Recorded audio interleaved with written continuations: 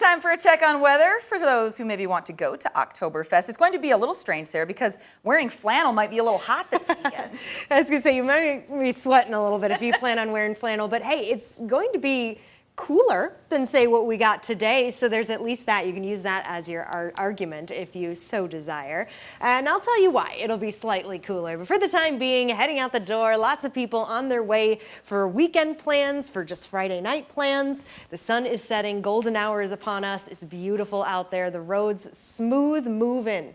I love it. I love it. Not a lot of wind either. Just a nice tiny breeze, enough to not make things feel too warm. Certainly, we are feeling it, especially as many of us remain in the 80s. We're talking Mason City, Northwood, Albert Lee, Owatonna. I could list them all, but we'll be here forever if I do. There have been several who've slipped back into the 70s and maybe didn't even make it to the 80s in the first place. There's a reason why we're a little cooler in places like Winona, Lake City today. Still slightly above average, but a little cooler compared to the 80s. And when you compare some of these more north and northeastern cities to, say, the others, you can see a difference from just 24 hours ago. Most of us have those red arrows, indicating that we are warmer than 24 hours ago. In fact, Osage, 5 degrees warmer than yesterday. Same with New Hampton, Cresco, Charles City, Decorah, but we're actually cooler in Lake City, Winona, even Zumbrota, because we had a bit of a front issue earlier on today. Now, I was telling you about the cold front that we saw further to the north yesterday.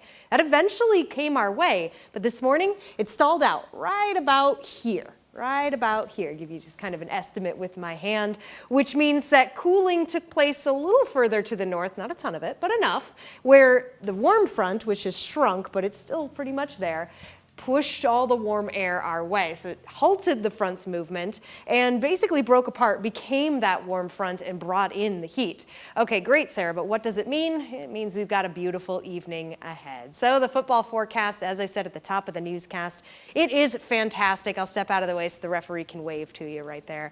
Temperatures still hanging out in the 70s, even by 9 p.m. Clear skies, the winds not too strong, feeling darn good. Now, moving on to Futurecast. This is tonight around 10 p.m., so we're still getting those red arrows, still seeing the southern winds, the warmer winds come our way. But as we head into Saturday, something happens. Look at that. By 10 a.m., wait, all the arrows are now coming back in from the north. They're blue, which means cooler air.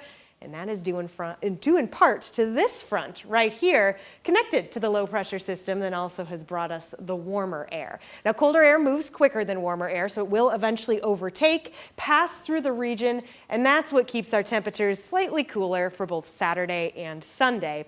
Honestly, though, still above average, and these temperatures near perfect, in my opinion. The only issue will be the breezier conditions on Saturday as that front passes through, and also overnight temps Saturday into Sunday. The coolest that we see over the next 7 days. So if you have early morning Sunday plans, it's going to be a bit chilly. You don't have to wait long, though, before temperatures are right back into the 80s as we kick off the next work week. Cami.